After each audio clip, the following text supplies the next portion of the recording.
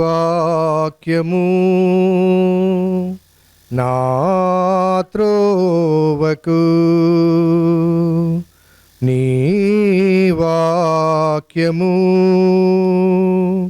నా త్రోవకు వెలుగును సత్యమును జీవమును ఆధారము, వెలుగును సత్యమును జీవమును ఆధారము నీ వాక్యము నా త్రోవకు. జుంటి తేనె దారల కన్న మధురం మధురం నీ మాటలు, జుంటి తేనె దారల కన్న మధురం మధురం నీ మాటలు. బోధించుమయ్యా ఆలకింతు నేను, బోధించుమయ్యా ఆలకింతు నేను, అనుసరింతునయ్యా ఆత్మశక్తితో, అనుసరింతునయ్యా అనుసరింతునయ్యా నీ ఆత్మశక్తితో. దయచేసి కూర్చోనండి.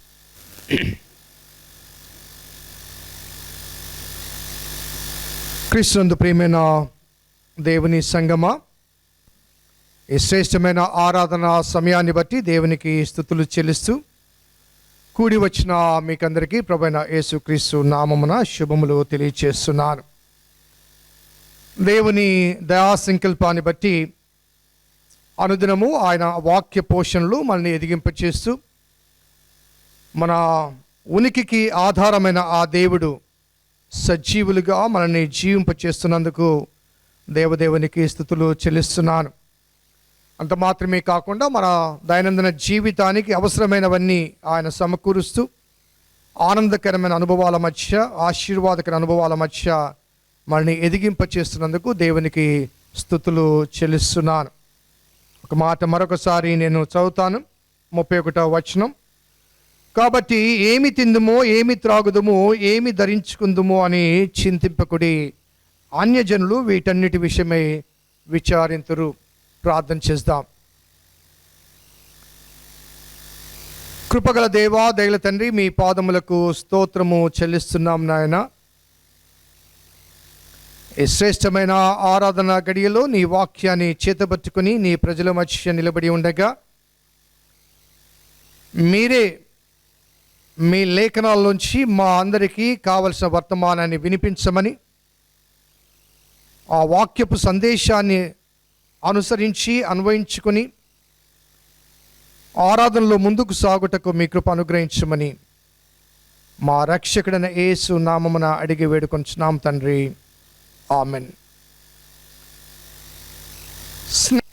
చదవబడిన భాగం యేసు ప్రభు వారి పర్వత సందేశం మీద ఆధారపడి మరి అందించబడిన వర్తమానం. ఈ వర్తమానం చాలాసార్లు మనం ధ్యానం కూడా చేశాం. మరి ఈనాటి ఈ వాక్యం కొరకు నేను పెట్టిన ఒక టైటిల్ ఏంటంటే, do not worry for nothing, దేని గురించి చింతించకుడి. ఈ చింత అనేది ప్రతి వ్యక్తి జీవితంలో, అనగా వారు చిన్నవారు కానీ పెద్దవారు కానీ, ధనికులు కానీ లేకపోతే పేదవారు కానీ, మరి అందరికీ మరి అనువర్తించబడే ఒక అంశం. చింత లేని వారు సాధారణంగా మనకు కనిపించరు. వారి వారి పరిధుల్లో, వారి వారి పరిమితుల్లో ఈ చింత అనే అనుభవం చోటు చేసుకుంటూ ఉంటుంది. ఈ వాక్య భాగంలో దేని గురించి చింతించకుడి అంటూ ఆయన చెప్పిన ఒక మాట ఏంటంటే, అన్యజనులు వీటి నిమిత్తమై చింతిస్తారు. అనగా దేవుని మీద నమ్మకము, విశ్వాసం లేనివారు చింతిస్తారు. మీరు చింతించొద్దు.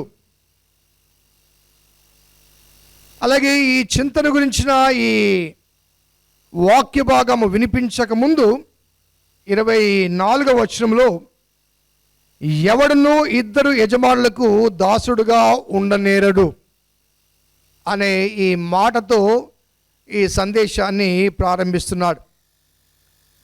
ఒకసారి కొంత వివరణ నేను మీకు అందిస్తాను. ఈ పర్వత ప్రసంగంలో ఈ 6వ అధ్యాయంలో 19 నుంచి ఈ ధనము అనే ఒక అంశం గురించి వ్రాస్తూ, భూమి మీద మీ కొరకు ధనమును కూర్చుకొనవద్దు అంటూ ఒక హెచ్చరికలు చేస్తూ, ఎవరు కూడా ఇద్దరు యజమానులకు దాసులై ఉండనేరడు, ఎందుకంటే వారు ఒకరిని ప్రేమిస్తారు, మరొకరిని ద్వేషిస్తారు. అలాగే మన దైనందిన జీవితంలో కూడా చాలాసార్లు ఆయా క్రియలు, ఆయా కార్యక్రమాలు జరిగిస్తున్నప్పుడు, లేకపోతే మన ఉద్యోగాలు చేస్తున్నప్పుడు కూడా మనకు యజమాని అంటూ ఒకరే ఉంటారు. 2-3 చోట్ల ఇద్దరు ముగ్గురు వ్యక్తులకు మనకు ఉద్యోగాలు పని చేయం, యజమాని ఒకరే ఉంటారు. ఒకవేళ ఇద్దరు యజమానుల దగ్గర మనం పనిచేస్తుంటే ఒకరి పట్ల మనము న్యాయంగాను న్యాయబద్ధంగాను, మరొకరి పట్ల కొన్నిసార్లు పక్షపాతంగా ప్రవర్తించే అవకాశాలు ఉంటాయి. ఈ వాక్య భాగంలో ధనము అనే అంశాన్ని తెలియచేస్తూ, ఎవరు కూడా ఇద్దరు యజమానులకు దాసుడుగా ఉండరు అని చెబుతూ, దేని గురించి చింతించవద్దు, అన్యజనులు దీని గురించి చింతిస్తారు అని చెప్పిన ఈ హెచ్చరికలన్నీ కూడా మేళవించి జ్ఞాపకం చేసుకుంటే ఒక నిర్దిష్టమైన ఒక అంశం జ్ఞాపకం వస్తుంది. ఏంటంటే చాలామంది తమ వ్యక్తిగత జీవిత అవసరాల నిమిత్తం మాకు ధనముంటే అన్నీ సంపాదించుకోగలము, అన్నీ సమకూర్చుకోగలము, అన్ని ఇబ్బందుల్లోంచి అన్ని సమస్యల్లోంచి మేము విడిపించబడగలము అని భావిస్తూ ఉంటారు. కొన్నిసార్లు కొంతమంది మాకు అధికారం ఉంటే, మాకు పలుకుబడి ఉంటే, లేకపోతే ఉన్నతమైన పదవిలో మేముంటే, వీటిని బట్టి మా జీవితాన్ని సరళంగాను అదే రీతిగా క్షేమంగాను కొనసాగించగలము అనే భావన ఉంటుంది. ఈనాటి కరోనా ఈ స్థితిగతుల మధ్య ఒక్కసారి మనం ఆలోచిద్దాం.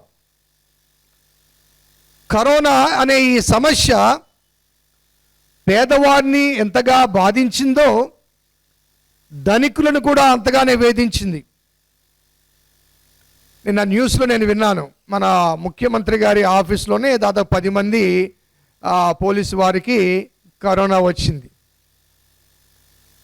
మరి దేశవ్యాప్తంగా కొంతమంది ఎమ్మెల్యేలు, ఎంపీలు, ఉన్నతమైన పదవుల్లో ఉన్నవారు, అదే రీతిగా ప్రపంచాన్ని ఒకనాటి కాలంలో శాసించినటువంటి ఇంగ్లాండ్ దేశ ప్రధానమంత్రికే కరోనా వచ్చింది. కాబట్టి తమ పదవి ద్వారా, తమ ధనము ద్వారా, తమ ఆస్తి ద్వారా, తమ పలుకుబడి ద్వారా, తమ ఐశ్వర్యము ద్వారా నన్ను నేను కాపాడుకోగలను అనే ఆ వాస్తవిక ధోరణిలో ఉన్న వారికి అది అవాస్తవము అనే విషయాన్ని మరి కరోనా వెల్లడి చేసింది. మనకు కనబడే సంఖ్య చాలా వరకు మధ్యతరగతి వారి సంఖ్య కనబడుతుంది, లేకపోతే ఉన్నత వర్గంలో ఉన్న వారి సంఖ్య. నిరుపేదలైన వారు చాలామంది కరోనా వచ్చి కూడా ఇది కరోనా కాదో తెలియకుండా చనిపోయిన వారు, వారి లెక్క పరిగణలోనికి రాలేదు. కాబట్టి ఇటు పేదలు కానీ, నిరుపేదలు కానీ, భాగ్యవంతులు కానీ, ధనవంతులు కానీ ఎవరు కూడా ఈ సమస్యల నుంచి విడిపించుకోలేరు. కాబట్టి ఈ వాక్యం ఏమని చెప్తుందంటే, ఆ ధనము గురించి, ఆ ధనం మీద ఆధారపడి మాకు డబ్బుంటే ఎంత ఖర్చైనా పెట్టి వైద్య చికిత్స జరిగించుకోగలము అని భావించబడే వారు కూడా ఈ సమస్యకు లోనైనట్లుగా, ఈ సమస్యలో వారు ఇబ్బంది పడుతున్నట్లుగా కనిపిస్తుంది. మరి ఈ పరంపరలో దేని గురించి చింతించకుడి అంటూ ఈ చెప్పిన మాటలు మనం గమనిస్తే, నీ యజమాని ఎవరు? ఎవరు కూడా ఇద్దరు యజమానులకు దాసుడుగా ఉండనేరరు. మరి ఈ సమయంలో నీ యజమాని ఎవరు? ధనమా, దైవమా? ఇది ఈ ప్రశ్నతో ప్రారంభమవుతుంది యేసు ప్రభువారు ఈ పర్వతం మీద చేసిన ఈ ప్రసంగం. ధనము అనే అంశం మీద, లేకపోతే ధనము అనే యజమాని మీద నీవు ఆధారపడి ఆయన ద్వారా నీ ప్రాణాన్ని నీవు కాపాడుకోగలవా? లేకపోతే దేవుడు అనే యజమాని మీద ఆధారపడి నీ ప్రాణాన్ని కాపాడుకుంటావా అనే ఈ అంశాన్ని మరి తెలియచేస్తూ, దేని గురించి నీ చింత, దేనిని గురించి నువ్వు చింతించబడద్దు. ఈ మాటలో, ఈ వాక్య భాగంలో దాదాపు 5-6 సార్లు ఈ చింత చింత చింత చింత అనే ఈ మాట కనబడుతుంది.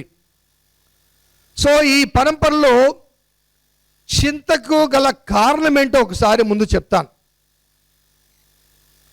చింతకు గల కారణం ఏంటంటే, ఇందాక నేను చెప్పాను కదండి, ధనం ఉంటే, ఆస్తి ఉంటే, ఐశ్వర్యం ఉంటే, పదవి ఉంటే నాకు ఏ చింత ఉండదు, ఏ దిగులు ఉండదు అనే భావనతో చాలామంది సంపాదన పట్ల మరి ఆసక్తిని వ్యక్తపరుస్తారు.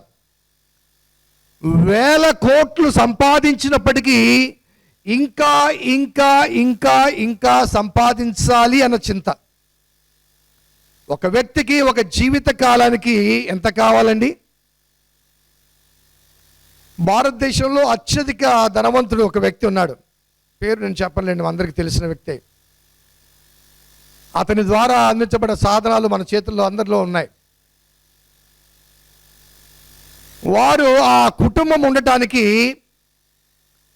దాదాపు 600 మంది పనివారట. 600 మంది పనివారు, గదులు వందల సంఖ్యలో ఆ ఇంటికి. ఆ ఇంటి పైభాగంలోనే హెలికాప్టర్ ల్యాండింగ్ కోసం హెలిప్యాడ్ ఏర్పాటు చేయబడింది. సో కాబట్టి అతని చింత, లేకపోతే అటువంటి ధన సంపాదన పట్ల చింత కలిగి ఉండటానికి గల కారణం ఏంటంటే, నాకు ధనం ఉంటే, నాకు ఐశ్వర్యం ఉంటే, లేకపోతే నేను పదవిలో ఉంటే నాకు ఏ చింత ఉండదు అనేది. అలాగే ధనము లేనివాడు, లేకపోతే ధనము సంపాదించేవాడు ధనముంటే సుఖం ఉంటుందని భావిస్తాడు. కానీ ఆ ధన సంపాదనలో సుఖాన్ని త్యాగం చేస్తాడు, సంతోషాన్ని త్యాగం చేస్తాడు, సమయాన్ని త్యాగం చేస్తాడు. సుఖపడాలి సుఖపడాలి సుఖపడాలి అనే సంపాదనలో పడిపోయి సుఖం అనే దానికి అర్థమే విస్మరించేవాడు కూడా ఉంటాడు. అలాగే పదవిలో ఉన్నవాడు సుఖంగా ఉంటాడా అంటే, ఆ పదవి ఎప్పుడు పోతుందో, ఎప్పుడు ఊడిపోతుందో అనే చింత అతను ఎప్పుడు కూడా వెంబడిస్తూ ఉంటుంది.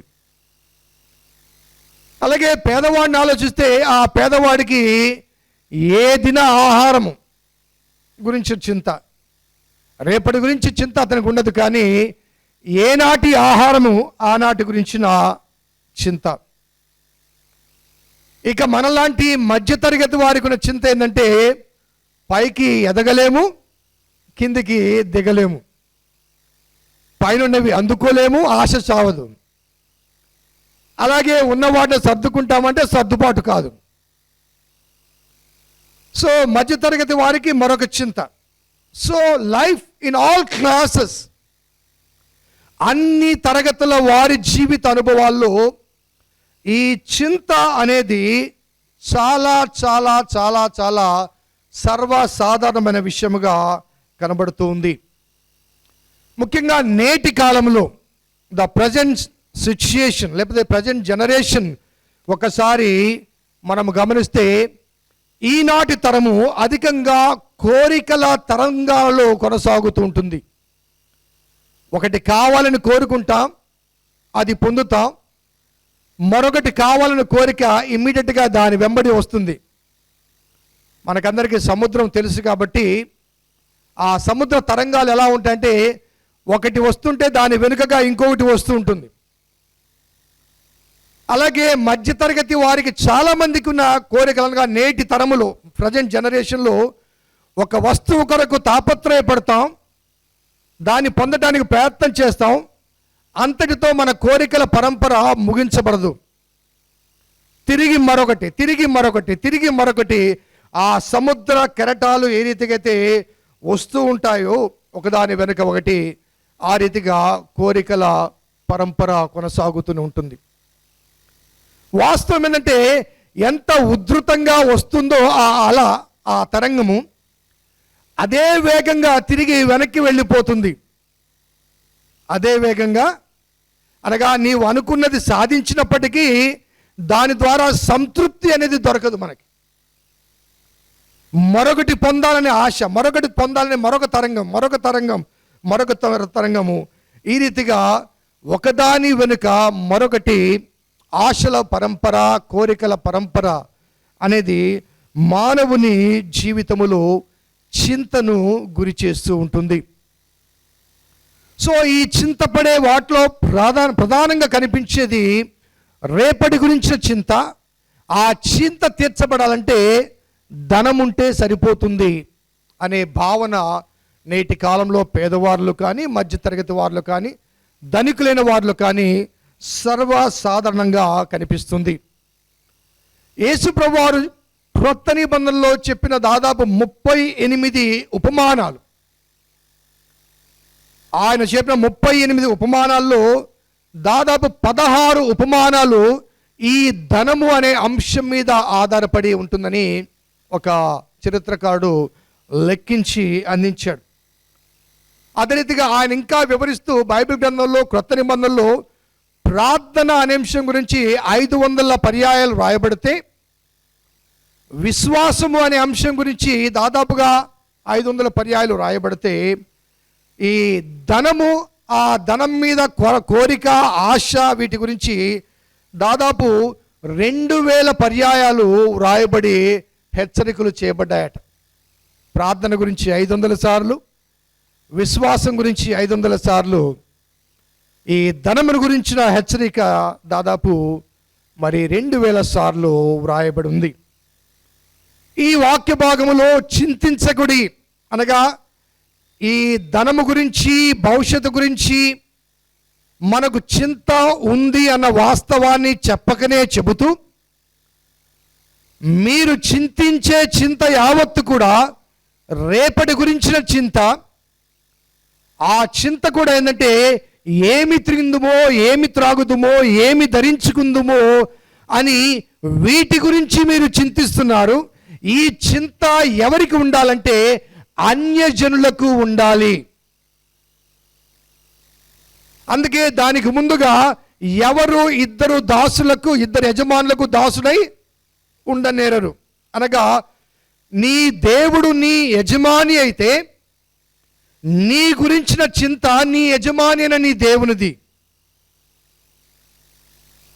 నీ సృష్టికర్తన నీ దేవుడు నీకు యజమానిగా నీవు భావిస్తే, ఆయన నాయకత్వంలో నీవు కొనసాగితే, ఆయన పట్ల నీ విశ్వాసాన్ని వ్యక్తపరిస్తే, ఆ విశ్వాసం ఏం చేస్తుందంటే నీ యజమాని అయిన దేవుడు నీకు అన్నీ కూడా అందించడానికి సంసిద్ధత కలిగిన వాడు, అందించగల శక్తి కలిగిన వాడు, ఆసక్తి కలిగిన వాడు, సామర్థ్యత కలిగిన వాడు. కాబట్టి ధనం మీద, సంపాదన మీద, ఆస్తి మీద, ఐశ్వర్యం మీద, పదవి మీద, వీటి మీద నీవు ఆధారపడి వాటిని నీ యజమానునిగా చేసుకుని వాటి ద్వారా నిన్ను నీవు పోషించుకోవాలని, వాటి ద్వారా నిన్ను నీవు రక్షించుకోవాలని ప్రయత్నం చేస్తున్నప్పుడు నీ యజమాని నీ ధనమా నీ దైవమా ఒక్కసారి నీవు ఆలోచించాలి. ఈ రెండిట్లో ఎవరో ఒకరు మాత్రమే నీకు యజమానిగా ఉండాలి. ఎందుకంటే ఎవరు కూడా ఇద్దరు యజమానులకు దాసుడుగా ఉండనేరడు.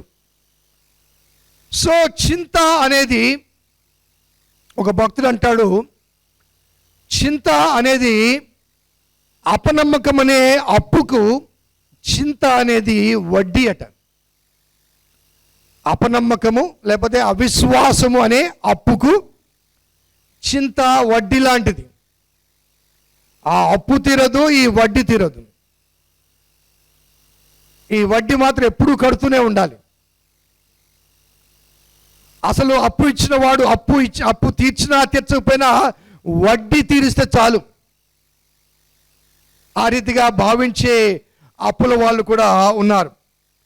సో చింత ద్వారా కలిగేది ఏంటో కొన్ని విషయాలు నేను చెప్తాను. దేవుడు నీ యజమాని అయితే, దేవుడు నీ సృష్టికర్త అయితే, దేవుని మీద నీవు ఆధారపడి నీ జీవితాన్ని కొనసాగింప చేస్తున్నట్లయితే, అలా కొనసాగింప చేస్తూ కూడా చింతిస్తున్నావు అంటే, నీ గురించి కానీ, నీ కుటుంబం గురించి కానీ, నీ భవిష్యత్తు గురించి కానీ చింతిస్తున్నావంటే నీ యజమాని మీద అపనమ్మకము కలిగి ఉన్నావని భావన. నా యజమాని అయిన నా దేవుడు నాకు అన్నీ అనుగ్రహించగల సామర్థ్యత కలిగిన ఆ దేవుడు నాకు యజమాని అయ్యుండగా ఆయన నాయకత్వంలో నేను ఉంటూ కూడా నేను చింతిస్తూ ఉన్నానంటే ఆ యజమాని యొక్క సామర్థ్యత మీద నాకు నమ్మకము లేదు, లేకపోతే అపనమ్మకము కలిగి ఉన్నాను అనే మాట. ఈ చింత, వరి అనే ఈ మాట గ్రీక్ భాషలో ఉండే ఈ మాట యొక్క అసలైన భావం అంటే do not worry for what you are already given. Do not worry for what you are already given. నీకు అన్ని ఆల్రెడీ అనుగ్రహించిన వాటి గురించి నీవు ఇంకా ఎందుకు చింతిస్తున్నావు? నీకు అనుగ్రహించబడిన వాటి అనగా నీవు దేని గురించి చింతిస్తున్నావో అవన్నీ నీకు ముందుగానే ఆయన అనుగ్రహించాడు అని ఆ గ్రీక్ భాష ఉన్న పదం యొక్క భావం తెలియచేయబడుతుంది. ఏమి తిందుమో ఏమి త్రాగుదుమో అని మీ ప్రాణముల గురించి మీరు చింతిస్తున్నారు. ప్రాణమును అనుగ్రహించిన వానికి ఆ ప్రాణాన్ని పోషించే చింత ఉంటుంది. నీకు ప్రాణాన్ని అనుగ్రహించిన వానికి ఆ ప్రాణాన్ని పోషించే చింత ఉంటుంది. కాబట్టి ఆ ప్రాణాన్ని పోషించుకోవటానికి ఏమి తిందుమో ఏమి త్రాగుదుమో అని నీవు చింతిస్తున్నావు అనగా ఈ ప్రాణం గురించి చింతిస్తున్నావంటే ఆ ప్రాణదాత మీద నీకు నమ్మకము లేనట్లు. ఎందుకంటే ఆయన ఇవ్వకుండా మన ప్రాణము లేదు, ఆయన అనుగ్రహించకుండా మన జీవితం లేదు. నీవు నేను జీవించి ఉన్నాము అనంటే దానికి కారణం ఆయన. కాబట్టి మనని ఈ లోకంలో జీవింపచేసిన వ్యక్తి ఆ జీవించటానికి కావాల్సినవన్నీ కూడా ఆయన ముందుగానే సమకూర్చాడు. నేను గతంలో ఒకసారి చెప్పాను, ఆదామును 6వ దినమున చేశాడు ఆయన. 6వ దినమున ఎందుకు చేశాడు? మొదటి దినమున ఎందుకు సృజించలేదంటే ఆదామునకు ఏమేమి అవసరమో అవన్నీ కూడా ముందుగా సృజించి అన్నీ సమకూర్చి ఆ చివరిలో ఆదామును సృజించాడు. అనగా ఆదాము అనే ఒక వ్యక్తిని సృష్టించక ముందు ఆ ఆదామునకు ఏమి కావాలో అవి ముందుగానే అనుగ్రహించబడ్డాయి, ముందుగానే సిద్ధం చేయబడ్డాయి. కాబట్టి మనము దేని గురించి చింతిస్తున్నామంటే మన ప్రాణానికి మూలమైన ఆ దేవుడు మనకు ప్రాణం ఎలా ఇచ్చాడో ఆ ప్రాణాన్ని పోషించుకోవటానికి అవసరమైనవన్నీ కూడా ఆయన మనకు అందించాడు. మరి ఏమి తిందుమో ఏమి త్రాగుదుమో అని చింతిస్తున్నామంటే చింత అనేది నీ ప్రాణమునకు మూలమైన లేకపోతే నీ ప్రాణమునకు యజమాని అయిన ఆ దేవుని వాగ్దానాన్ని, కాపుదలను, లేకపోతే ఆ ప్రాణాన్ని పోషించగలిగిన సామర్థ్యతను నీవు ప్రశ్నిస్తున్నావు లేకపోతే అనుమానిస్తున్నావని భావించబడుతుంది. మనం పోషించుకోవడానికి సంపాదించాలి, కష్టపడాలి, అది తప్పదు. ఎందుకంటే ఆదాము అవిధేయత వ్యక్తపరిచినప్పుడు దేవుడు చెప్పాడు, నీవు అవిధేయత వ్యక్తపరిచావు కాబట్టి చెమట అనగా ముఖము చెమట చేత నీవు సేద్యపరుస్తావు, నీ ఆహారం నువ్వు సంపాదించుకుంటావు. సో సంపాదించుకోవడానికి కష్టపడాలి, కానీ చింతపడకూడదు. నీవు కష్టపడితే ఆ కష్టానికి తగిన ప్రతిఫలాన్ని ఇవ్వటానికి నీ యజమాని సిద్ధంగా ఉన్నాడు. ఆయన యజమాని దగ్గర రిసోర్సెస్ కొదవలేదు, యజమాని దగ్గర కొరతలు ఉండవు, అన్నీ అనుగ్రహించగలిగిన ఆయన మనకున్నాడు. కాబట్టి మనము కష్టపడాలి, శ్రమపడాలి, ప్రయత్నం చేయాలి, కానీ చింత పడకూడదు. చింత అనేది మన యజమాని మీద అపనమ్మకాన్ని వ్యక్తపరుస్తుంది. అలాగే రెండవ విషయాన్ని గమనిస్తే, చింత అనేది అన్నెసెసరీ. చింత అనేది దేవుని ఉద్దేశములో అది మనకు సంబంధించింది కాదు, అది ఒక అనవసరమైనది అని భావించవచ్చు. ఎందుకంటే మనము కానీ, మనకున్నవి కానీ, మనము పొందబోయేవి కానీ సమస్తము ఆయన ద్వారా మనకు అనుగ్రహించబడినవి. ఈ సమస్త సృష్టి యావత్తు కూడా దేవుడు తన కొరకు సృజించుకోలేదు. ఈ సృజించబడినది యావత్తు కూడా దేవుడు నీ కొరకు, నా కొరకు సృజించాడు. కాబట్టి సమస్త సృష్టి నీ కొరకు, నా కొరకు చేయబడింది. దావీదు ప్రార్థన మొదటి దినవృత్తాంతాలు గ్రంథము 29వ అధ్యాయము 11-13 వచనాలు గమనిస్తే, భూమి ఆకాశముల యందుండు సమస్తము నీ వశమే, సమస్తము నీ వలనే కలిగాయి, సమస్తము నీ ద్వారా కలిగాయి, అధికారము కానీ ఆహారము కానీ యావత్తు నీ ద్వారా కలిగించబడింది అని ప్రార్థన చేస్తాడు దావీదు. అలాగే మన సామ్ 100 గమనిస్తే 100వ కీర్తనలో, సమస్త దేశములారా యెహోవాను సన్నుతించండి అని చెప్పిన ఆ పిలుపులో కనిపిస్తే, మనము ఆయన వారము, మనము ఆయన ప్రజలము, ఆయన మేపు గొర్రెలము. మనము ఆయన వారము, మనము ఆయన ప్రజలము, ఆయన మేపు గొర్రెలము. కాబట్టి మన యజమాని బాధ్యత, ఎందుకంటే మనము ఆయన వారము కాబట్టి, ఆయన మేపు గొర్రెలము కాబట్టి, ఆయన ద్వారా మనకు, మన ప్రాణానికి అవసరము అయినవన్నీ కూడా ఆయనే సమకూర్చగల సామర్థ్యత కలిగిన వాడు. కాబట్టి చింత అనేది నాకు అనవసరం, ఎందుకంటే నా యజమాని బాధ్యత అది. కాబట్టి ఆ చింత ఒకవేళ ఉండవలసి వస్తే ఆయనకు ఉండాలి, ఎందుకంటే he controls everything and he provides everything to you and to me. ఆహారం కానీ, పానీయం కానీ, వస్త్రములు కానీ, వీటి గురించి మనం చింతిస్తున్నాం. ఈ వాక్య భాగంలో వ్రాయబడ్డ మనం మాట గమనిస్తే, ఆహారము పానీయము కన్నా ప్రాణము గొప్పది కదా, వస్త్రముల కన్నా దేహము గొప్పది కదా. నీ దేహాన్ని ఇచ్చిందెవరు? ఆ దేహానికి ప్రాణాన్ని ఇచ్చిందెవరు? ఆహారము పానీయము కంటే ప్రాణము గొప్పది కదా, వస్త్రముల కంటే దేహము గొప్పది కదా. మరి వస్త్రము గురించి చింతిస్తున్నావు, ఆ వస్త్రము ధరింప చేయడానికి ఆ దేహాన్ని ఎవరిచ్చారు? ఆహారం గురించి చింతిస్తున్నావు, ఈ ఆహారము కోరుకునే ఈ ప్రాణాన్ని ఎవరు నీకు ఇచ్చారు? మరి నీకు ఆ దేహాన్ని, ఆ ప్రాణాన్ని ఇచ్చిన ఆ దేవదేవుడు, నీ యజమాని, ఆ ప్రాణాన్ని పోషించలేడా? ఆ దేహాన్ని కావాల్సినవి అనుగ్రహించలేడా? ఒకసారి ఆలోచించాలి. కాబట్టి చింత అనేది నీకు అనవసరం. దానికి ఒక ఎగ్జాంపుల్ ఇక్కడ తెలియజేస్తున్నాడు, చూడండి. 25 నుంచి మరలా చదువుతాను. అందువలన నేను మీతో చెప్పినదేమనగా, ఏమి తిందుమో ఏమి త్రాగుదుమో అని మీ ప్రాణమును గూర్చేనను, ఏమి ధరించుకుందుమో అని మీ దేహమును గూర్చేనను చింతింపకుడి. ఆహారము కంటే ప్రాణమును, వస్త్రము కంటే దేహమును గొప్పవి కావా? ఆకాశ పక్షులు చూడుడి, అవి విత్తవు, కోయవు, కొట్లలో కూర్చుకొనవు, ఆయనను మీ పరలోకపు తండ్రి వాటిని పోషించుచున్నాడు. మీరు వాటికంటే బహుశ్రేష్ఠులు కారా? మీలో ఎవడు చింతించడం వలన తన ఎత్తు మూరెడెత్తు చేసుకోగలడు. ఇక్కడ చక్కని ఎగ్జాంపుల్.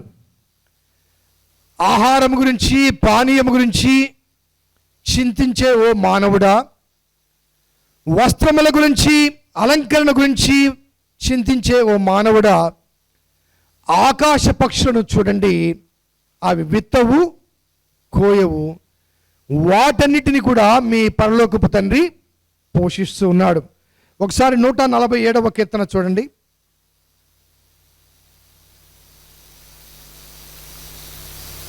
147వ కీర్తనలో 9వ వచనం.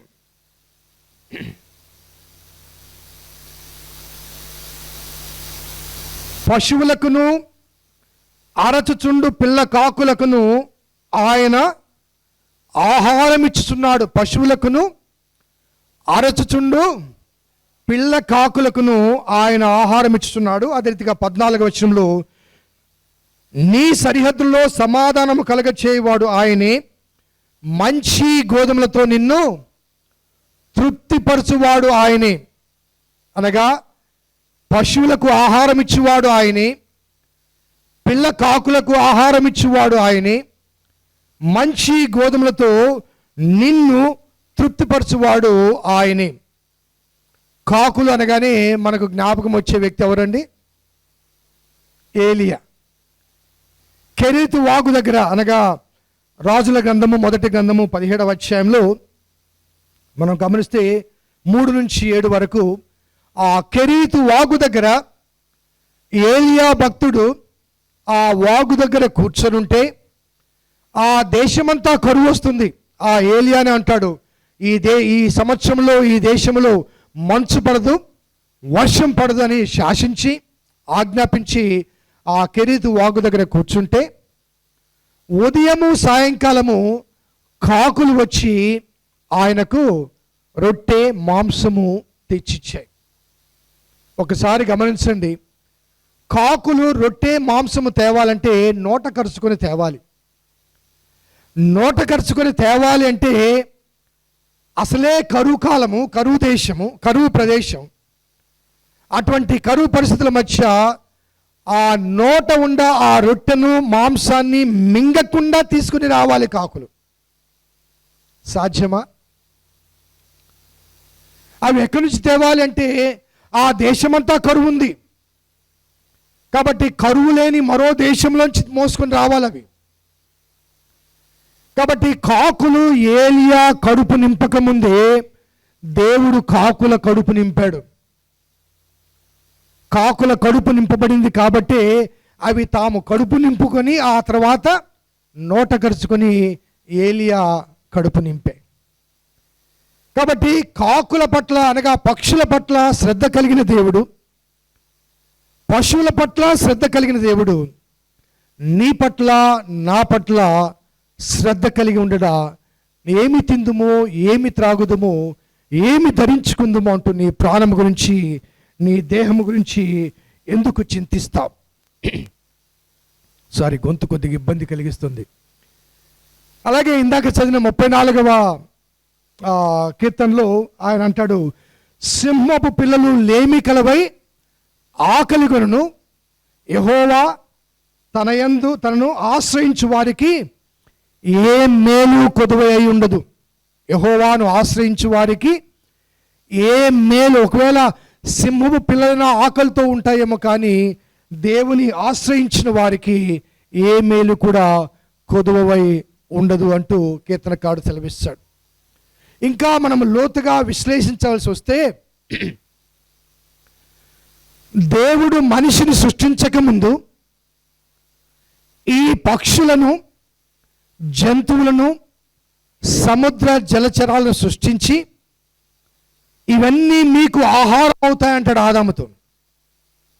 అనగా పక్షులు కానీ, జంతువులు కానీ, సముద్ర జలచరాలు కానీ ఇవన్నీ మనిషికి ఆహారముగా దేవుడు సృజించాడు.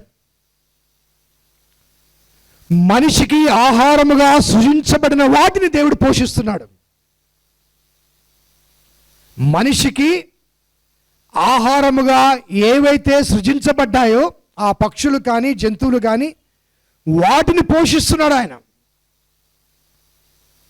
అనగా నీకు ఆహారమయ్యే వాటి గురించి శ్రద్ధ కలిగిన దేవుడు నీ ఆహారం పట్ల శ్రద్ధ కలిగి ఉండడా?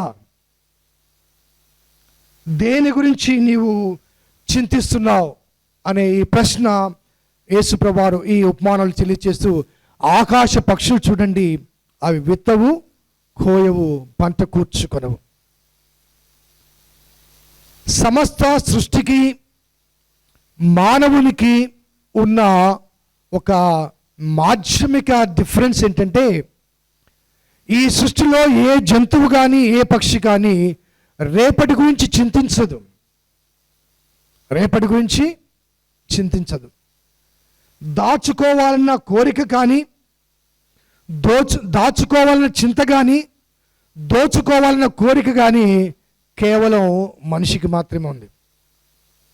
దాచుకోవాలి, దోచుకోవాలి అనే భావన ఏ పక్షిలో కూడా కనిపించదు. ఏనాటి భోజనం ఆనాడు భుజిస్తాయి, తృప్తి చెందుతాయి. ఆ తర్వాత మరునాటి భోజనం కొరకు అవి ప్రయాసపడతాయి.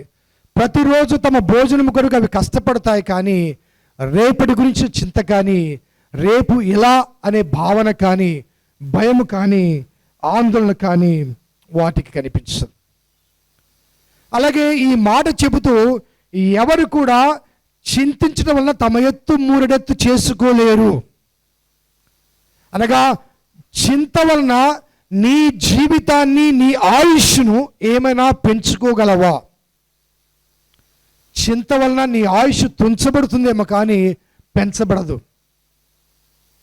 ఒకవేళ మనము చేసే ఫిజికల్ ఎక్సర్సైజెస్ కానీ, వాకింగ్స్ కానీ, లేకపోతే డైట్ కానీ, లేకపోతే ఆహార పదార్థాలు కానీ, లేకపోతే వైటమిన్స్ కానీ, మినరల్స్ కానీ, లేకపోతే పౌష్టిక ఆహారాలు కానీ, ఇవన్నీ కూడా ఆరోగ్యకరమైన జీవితానికి పనికొస్తాయి కానీ ఆయుష్ను పెంచవు. గత వారం నేను చెప్పాను, ప్రతి వ్యక్తికి ఎక్స్పైరీ డేట్ ఉంటుంది.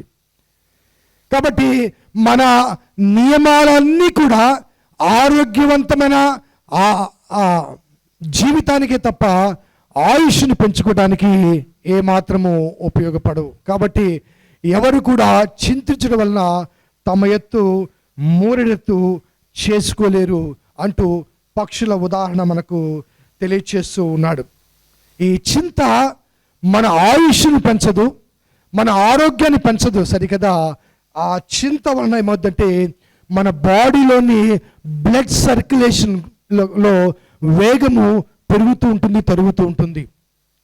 దానివల్ల ఏమవుతుందంటే బాడీలోని ఆర్గన్స్కి పని ఎక్కువగా పెరుగుతుంది. తద్వారా ఏమవుతుందంటే డిప్రెషన్కు, టెన్షన్కు గురి అవుతాం. తద్వారా మరి అధిక కాలము జీవించే వ్యక్తి చింతలోనే కొనసాగుతుంటుంది. అలాగే చింత అనవసరమైనది మాత్రమే కాకుండా చింత అకారణమైనది. There is no reason. ఒక భక్తుడు అంటాడు, చింత ఎటువంటిదంటే ఒక ఫాగ్ లాంటిది. ఫాగ్ అంటే తెలుసండి, పొగమంచు.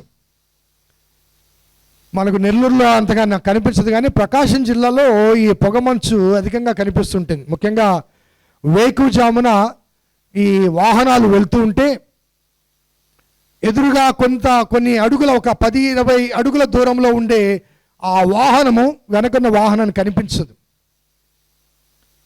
ఎందుకంటే ఆ పొగమంచు, దట్టమైన పొగమంచు ఒక తెల్లని పొరలాగా కమ్మివేసి ఆ ముందు పోయే వాహనాలు కానీ, ఎదురుగా వచ్చే వాహనాలు కానీ కనిపించగా ఒకటి దానితో ఒకటి మరి యాక్సిడెంట్ అయ్యే అనుభవాలు మరి చాలా కనబడుతుంటాయి ఈ పొగమంచు వల్ల, ఈ ఫాగ్ వల్ల. ఎందుకంటే ఈ ఫాగ్ అనేది, అనగా ఈ పొగమంచు అనేది ఎదురుగా ఉన్న ఆ దృశ్యాన్ని చూడనివ్వదు. అలాగని ఆ ఫాగులో ఏమైనా కంటెంట్ ఏమైనా ఉందంటే అది తుడిచేస్తే పోతుందంతే. ఆ పొగమంచు మొత్తాన్ని కూర్చుకొని ఒక గ్లాస్ వాటర్ తయారు చేయలేం మనం. దాంట్లో సబ్స్టాన్స్ ఉండదు, కంటెంట్ ఉండదు. కానీ మనకు ముందు చూపును అది ఆపివేస్తుంది. కాబట్టి చింత అనేది ఏం చేస్తుందంటే మన భవిష్యత్తును కూడా తుంచివేస్తుంది. మన ముందు ఏముందో, మన ముందు ఏమి పొందగలమో, మన ముందు ఏమి సంపాదించుకోగలమో ఇవన్నీ కూడా మనకు లేకుండా, మనకు కనిపించకుండా పోతుంది. కాబట్టి చింత అనేది ఒక ఫాగ్ లాంటిది.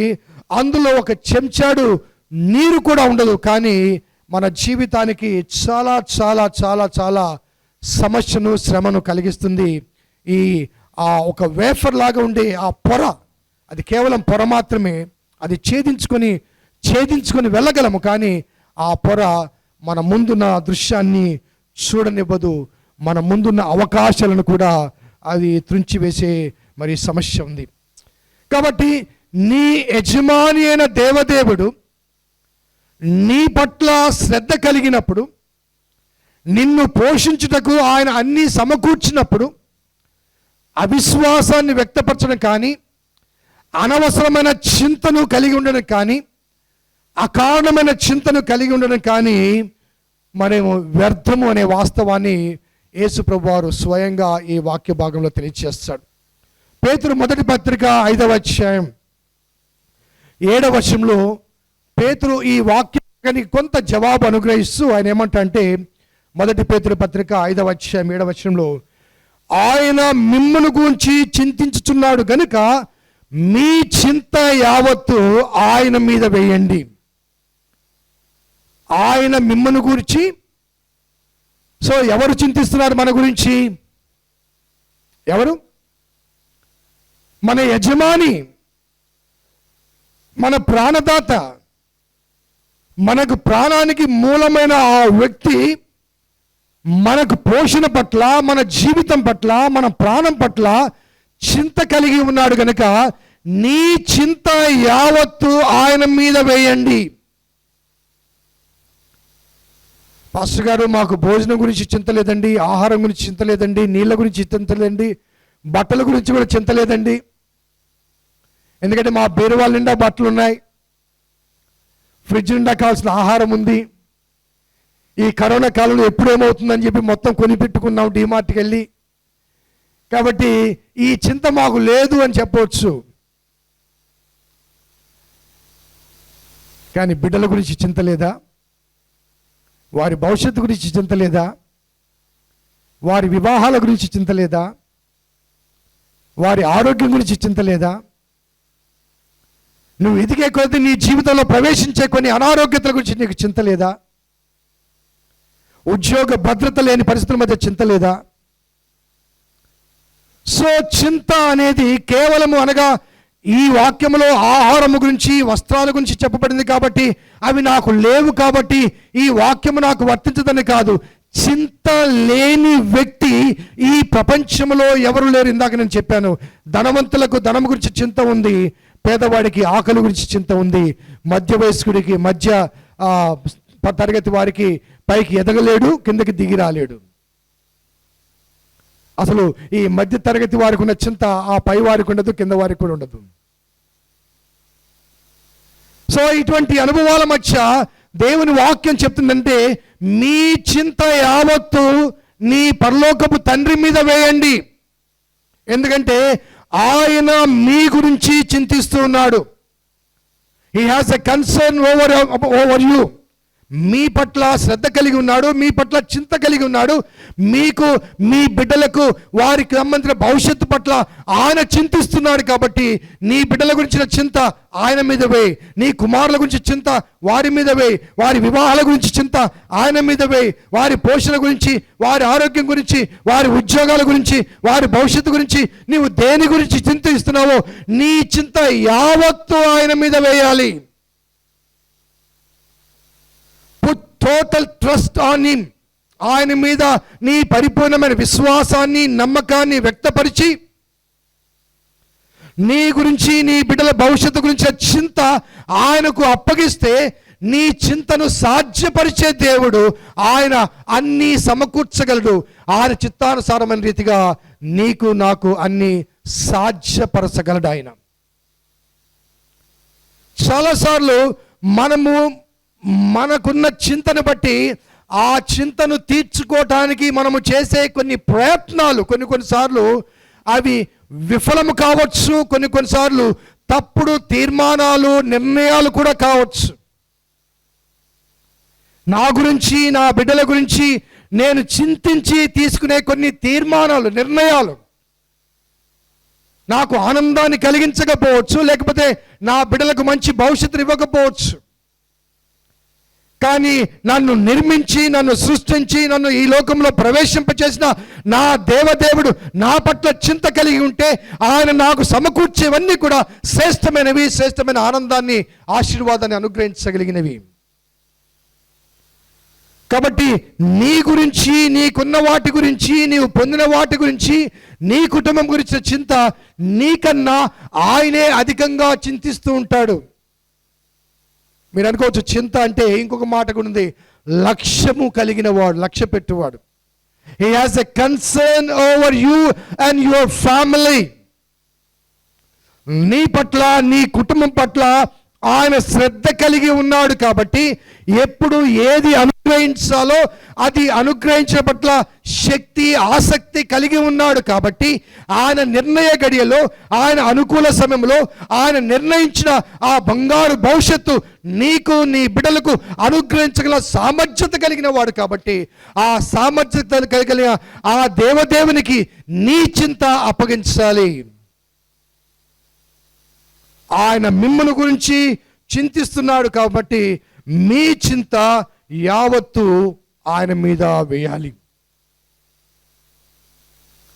అలాగే మత్తయి సువార్తలో ఆ కొండ మీద ప్రసంగంలో యేసుప్రభువు వారు చెప్పిన ఆ వాక్య భాగాన్ని మనం అలాగే కంటిన్యూ చేస్తూ ఉంటే, మీ ఆ ఆహారం గురించి, లేకపోతే పానీయం గురించి, వస్త్రాల గురించి ఎందుకు చింతిస్తున్నారు అంటూ మరి ఆకాశ పక్షుల గురించిన ఆ ఉపమానాన్ని చెప్పిన తర్వాత ఈ సంఘటన యొక్క సినాప్సిస్ అంతా మనం గమనిస్తే మనము చింతించే అంశాలు ఏవో ఒకసారి నేను జ్ఞాపకం చేస్తాను.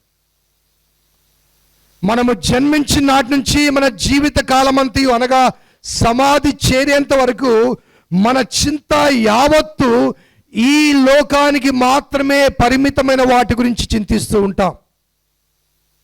ఏమి తిందుమో, ఏమి త్రాగుదుమో, ఏమి ధరించుకుందామో, ఈ ప్రాణం గురించి, ఈ దేహము గురించి, లేకపోతే ఉండటానికి కాస్త ఇంటి గురించి, వాహనాల గురించి, వస్తువుల గురించి, వాటి గురించి, వీటి గురించి, అనగా మన చింత యావత్తు కూడా ఈ లోకానికి మాత్రమే పరిమితమైన వాటి గురించి చింతిస్తున్నాం.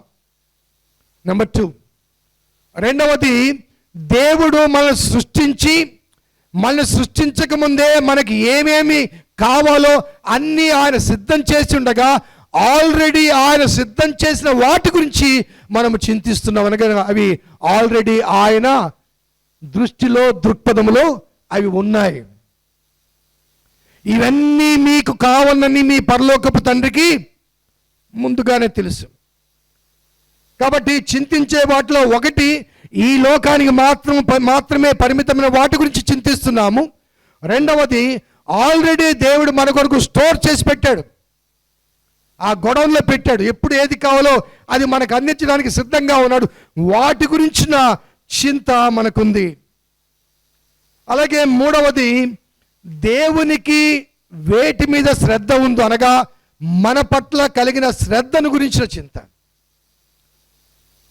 మన పట్ల అనగా దేవునికి ఉండవలసిన శ్రద్ధ, ఆ శ్రద్ధను మనము తీసుకొని నా శరీరాన్ని నేను పోషించుకోవాలి, నా శరీరాన్ని నేను అలంకరించుకోవాలి, నా కుటుంబాన్ని నేను పోషించుకోవాలి, నా కుటుంబాన్ని నేను మరి ప్రయోజకులుగా చేయాలని నేను ప్రయాసపడాలని ప్రయత్నం చేస్తానే తప్ప, నాకు నా కుటుంబాన్ని ఇచ్చిన దేవుడు నాకు అన్నీ అనుగ్రహించగలడు. కనుక ప్రభువా, ఈ బిడ్డలు నాకు అనుగ్రహించావు, ఈ కుటుంబాన్ని నాకు అనుగ్రహించావు, ఈ కుటుంబానికి కావలసిన కూడా నువ్వే అనుగ్రహించు ప్రభువా. ఈ వాక్య భాగానికి ముందు 6వ వచనంలోనే ప్రభువు ప్రార్థన నేర్పిస్తాడు, పరలోక ప్రార్థన. ఆ ప్రార్థనలో ఒక మాట ఉంది, మా అనుదిన ఆహారము నేడు మాకు దయచేయి, అనగా give us this day our daily bread. ఏ దినమునకు అవసరమైనవన్నీ కూడా ఆ దినము నాకు అనుగ్రహించు. కేవలము నాకు, నా ఆహారానికి మాత్రమే కాకుండా నాకు నీవిచ్చిన కుటుంబానికి కావలసినవన్నీ కూడా నీవే సమకూర్చాలి. 4వది, దేవుడు సమస్తము సాధ్యపరచగలడని అని తెలిసి కూడా చింతిస్తాం. కొన్నిసార్లు మనకేం కావాలో దాని గురించి ప్రార్థన చేస్తాం. ఒక సమస్య వచ్చింది, ఒక కష్టం వచ్చింది, ఒక బాధ వచ్చింది, ఒక ఇబ్బంది వచ్చింది, ప్రార్థన చేస్తాం. కానీ ప్రార్థన చేస్తున్నప్పుడు ఆ దేని గురించి దేవునికి ప్రార్థన చేస్తున్నామో ఆ దేవుని మీద పరిపూర్ణమైన విశ్వాసాన్ని వ్యక్తపరచక ప్రార్థన చేస్తుంటాం, చింతిస్తాం. ఎలా జరుగుతుందో అబ్బా, ఏమవుతుందో అబ్బా, ఒకవైపు ప్రార్థన చేస్తూనే ఉంటాం, మరొక వైపు చింతిస్తూ ఉంటాం. ఆ చింత ఏం చేస్తుందంటే మనము ఎవరికైతే ప్రార్థన చేశామో ఆ దేవుని మీద ఆ నమ్మకత్వాన్ని కోల్పో చేస్తుంది. ఎందుకంటే ఆయనకు ప్రార్థన చేస్తాం, మరలా చింతిస్తున్నామంటే ఆయన మీద నమ్మకం లేనట్టే లెక్క, ఆయన సామర్థ్యం మీద నమ్మకం లేనట్టే లెక్క. ఒకసారి నీవు దేవుని మీద పరిపూర్ణమైన విశ్వాసముతో నీ గురించి, నీ కుటుంబం గురించి, నీ అవసరతల గురించి విజ్ఞాపన చేసినప్పుడు ఆయన తన ట్రెజర్లోంచి ఆయన మనకు సమస్తాన్ని అందించగలడు. ఒకసారి ఫిలిప్పీలకు రాసిన పత్రిక 4వ అధ్యాయం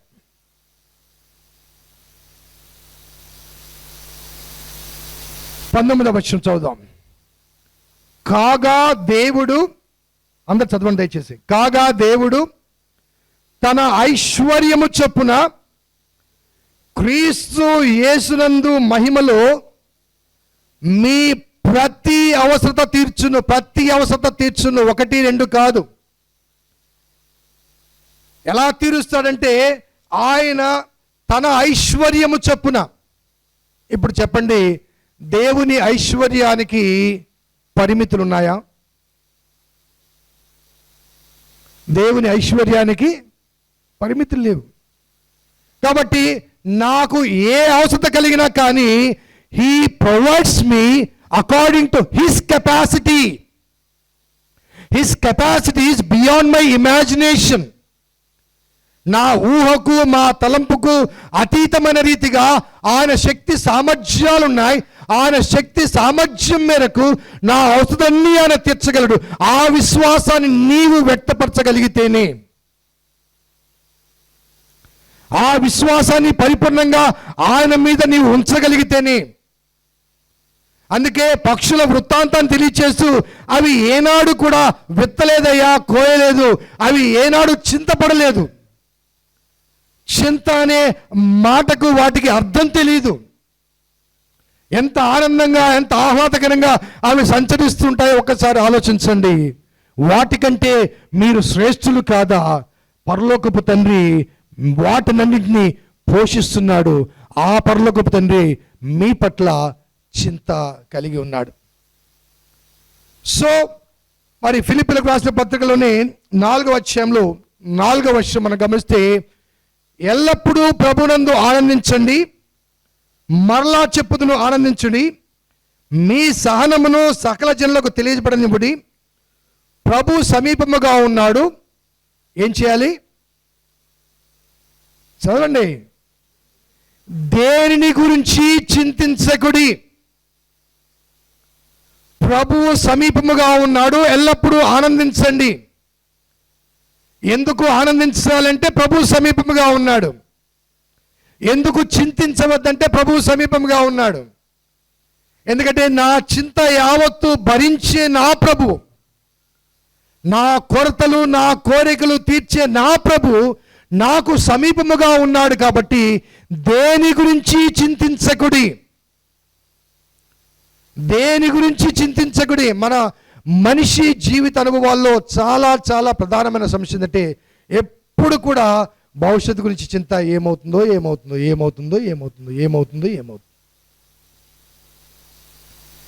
ఆయన సెలవు లేకుండా నీ తల వెంట్రుకలు కూడా రాలవు. గత వారాలు చెప్పాను నేను.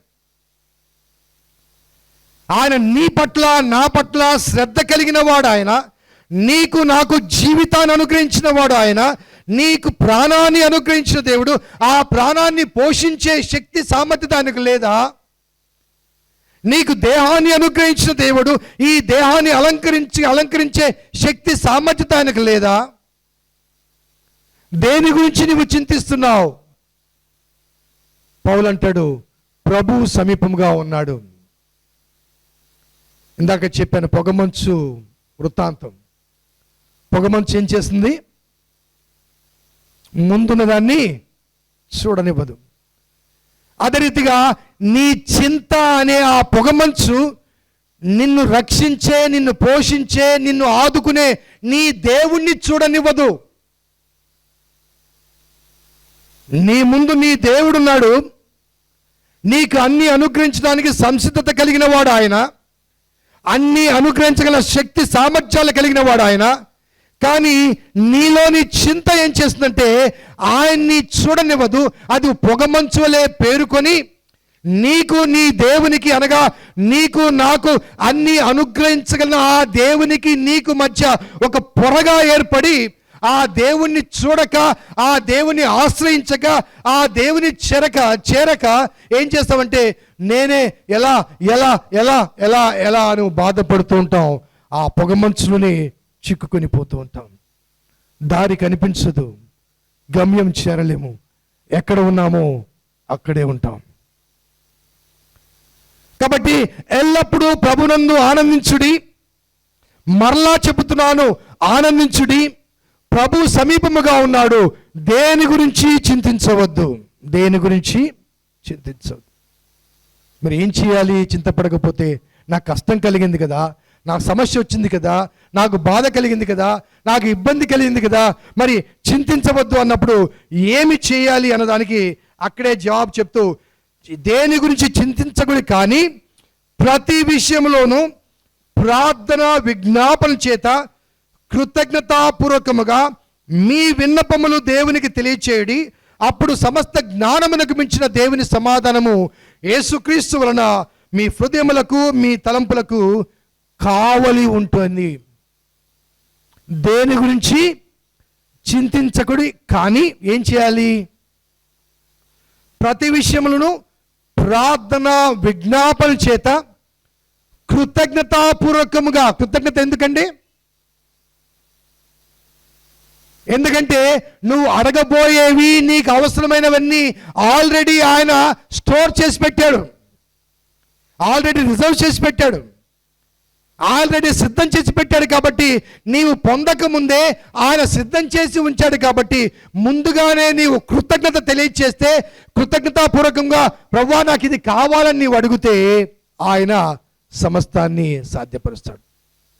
అప్పుడు సమస్త జ్ఞానమునకు మించిన దేవుని సమాధానము యేసుక్రీస్తు వలన మీ హృదయాలకు మీ తలంపులకు ఏమవుతుంది? కాపలాగా ఉంటాయట. ఆ సమాధానము, దేవుడు అనుగ్రహించిన సమాధానము, చింత పారిపోతుంది. దేవుడు అనుగ్రహించిన సమాధానము మన హృదయంలో నిలిచి ఉంటుంది. ఆ సమాధానము ఎల్లప్పుడూ మన జీవితానికి కాపలా కాస్తుంది. కాబట్టి చింతించకుడి అని చెబుతూ, మీ చింత యావత్తు ఆయన మీద వేయండి అని చెబుతూ, సమస్త అవసరత యందు ప్రార్థన విజ్ఞాపన ద్వారా దేవునికి తెలియచేయండి అని చెబుతూ, దేవుని మీద పరిపూర్ణమైన భారాన్ని, బాధ్యతను, నమ్మకత్వాన్ని వేయాలి. నీ గురించి, నీ కుటుంబం గురించి కలిగిన సమస్యల్లో కానీ, ఇబ్బందుల్లో కానీ, కొరతల్లో కానీ. చివరిగా ఈ మత్తయి సువార్తలో 6వ అధ్యాయంలో చివరి మాటలు మనం గమనిస్తే 31వ వచనంలో, కాబట్టి ఏమి తిందుమో, ఏమి త్రాగుదుమో, ఏమి ధరించుకుందుమో అని చింతింపకుడి, అన్యజనులు వీటన్నిటి విషయమే విచారించరు. ఇవన్నీ మీకు కావాలని మీ పరలోకపు తండ్రికి తెలియను. కాబట్టి మీరు ఆయన రాజ్యమును గూర్చియు నీతియు మొదట వెతుకుడి, అప్పుడు అవన్నీ మీకు అనుగ్రహించబడును. రేపటి గురించి చింతించకుడి. కాబట్టి అన్యజనులు అనగా దేవుని ఎరుగని వారు ఈ లోక సంబంధమైన విషయాల గురించి చింతిస్తారు. దేవుని ఎరిగిన మీరు ఈ లోకము గురించి కాదు, ఆయన రాజ్యం గురించి, ఆయన నీతి గురించి చింతించాలి. ఒకవేళ చింతించవలసిన ఆవశ్యకత కలిగితే దేని గురించి చింతించాలంటే, ఆ లోకములో నేను ప్రవేశించగలిగిన మార్పు నాలో ఉందా లేదా, దాని గురించిన చింత మనకు కావాలి. ఎందుకంటే ఆ లోకంలో ప్రవేశింప చేయటానికి దేవుడు తన కుమారుని మన లోకానికి పంపించాడు. గత వారం నేను చెప్పాను కదండి, ఆయన మనలోనికి వచ్చి మన ప్రపంచానికి మన ద్వారా పరిచయం చేయబడతాడు. అదే రీతిగా మనము ఆయనలోనికి వెళ్ళి ఆయన ప్రపంచానికి మనం పరిచయం చేయబడతాం. కాబట్టి మొదట ఏం వెతకాలి? ఆయన రాజ్యాన్ని, నీతిని వెతకండి, దాని కొరకు చింతించండి. ఇవన్నీ మీకు కావాలని, అనగా ఏమి తిందుము, ఏమి త్రాగుదము, ఏమి ధరించుకుందాము అని మీ గురించి, మీ బిడ్డల గురించి, వారి భవిష్యత్తు గురించి మీరు చింతిస్తున్నారు. ఇవన్నీ మీ పరలోకపు తండ్రికి తెలుసు. ఇవన్నీ ఆయన సిద్ధం చేస్తున్నాడు. వాటి గురించి కాదు, ఆయన రాజ్యం గురించి, ఆ నీతి గురించి మీరు చింతించండి. మీ ప్రవేశం ఆయన రాజ్యంలో, ఆయన లోకంలో ఉందో లేదో దాని పట్ల ఒక నిర్దిష్టమైన అవకాశం కొరకు ఆయన ఎదుట మీ చింతను వ్యక్తపరచండి. ప్రార్థన చేస్తాం.